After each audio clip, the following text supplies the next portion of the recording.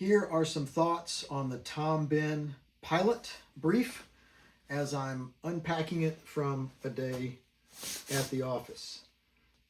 As you can see aesthetically from the outside, it is a very good looking bag. I really like the Halcyon fabric that I understand is discontinued, which is a shame because it's really nice. I like the texture. I like the little Dyneema grid that's in there. But it's just a really good looking bag, and as you can see, the way I've got it packed out, it stands on its own very well.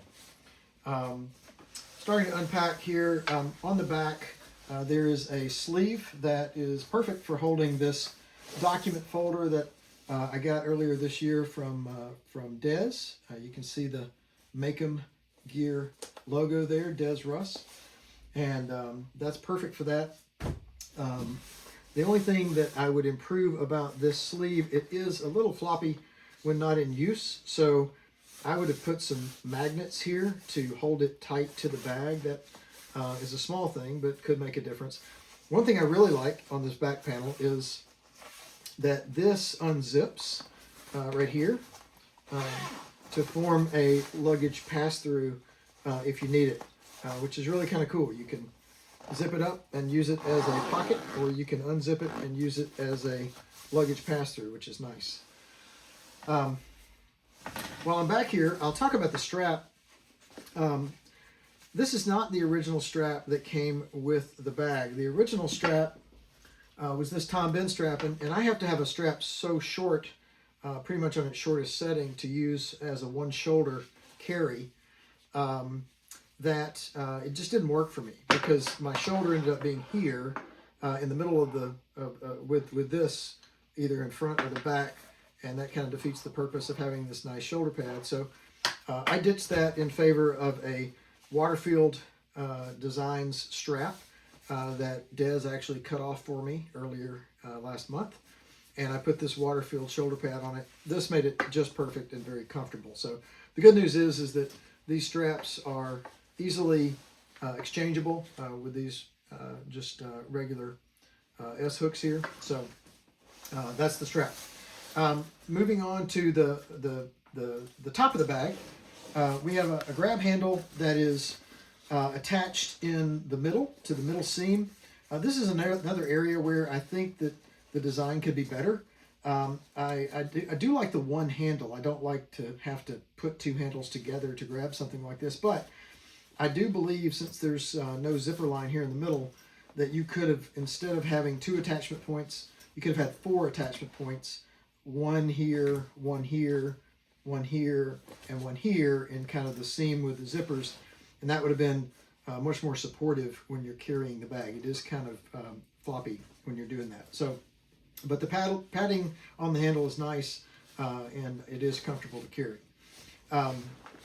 So staying with the front here, we have three zippers. You have two kind of accessory pockets on the sides, and then one water bottle sleeve in the middle, which is a really unique design. And if I only carried one water bottle, then this would be fantastic. As you know, I carry two. So this one I used for my larger Stanley thermos, which is fantastic for keeping about 16 ounces of coffee very hot during the day. Plenty of room for that in there. And I actually put my other water bottle over here on the side. This is a mere 16 ounce that fits very nicely in there. I also tested a Purist 18 would fit in there as well. Continuing on in these pouches, I have a pencil dot from D-Made. That is my tech pouch in that side. And on the other side, I have two more pencil dots. One in Ultra 400 Midnight, which is my packable jacket, and one in EPLX 600 as well, Graphite, which is another pencil dot. That is my snack pouch. The organization in these pockets, on this one, you have one sleeve that's probably about A5 size, and a little attachment loop there. On this side, you have several organization pockets. This is probably flashlight or knife size, and then you have or charging block, and you have 3 kind of pin slots. Also another attachment point. So a lot of room there, a lot of organization options, but they fold out of the way if you don't need them. If you go to the main compartment, and you can see that's one other thing that I would do differently about this bag. The main compartment only zips down about 1 inch from the top zipper, maybe 1.5 inches. That is kind of limiting in terms of being able to get things in and out of the bag. I would have brought that zipper down farther, maybe a couple more inches. So that is one limitation.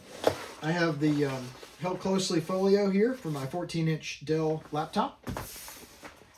And then I also have my iPad Pro in the Magic Keyboard case. Fits nicely in there. And then there's a spacious section here. We have kind of 2 attachment points at the top.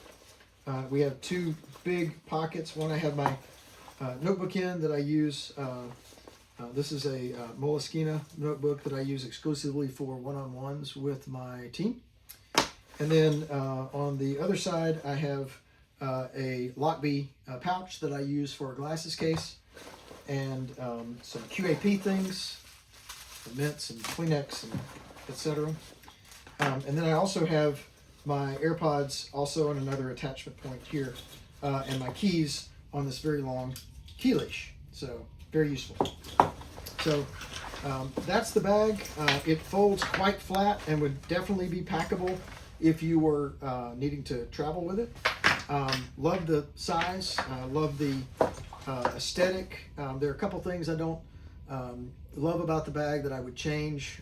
The back pocket not being magnetic to the bag, the attachment points for the handle, and then the opening of the main compartment. But those are small things, and overall I really like this bag. I give it a solid A, and I would say it's an A tier brief, and that's my take.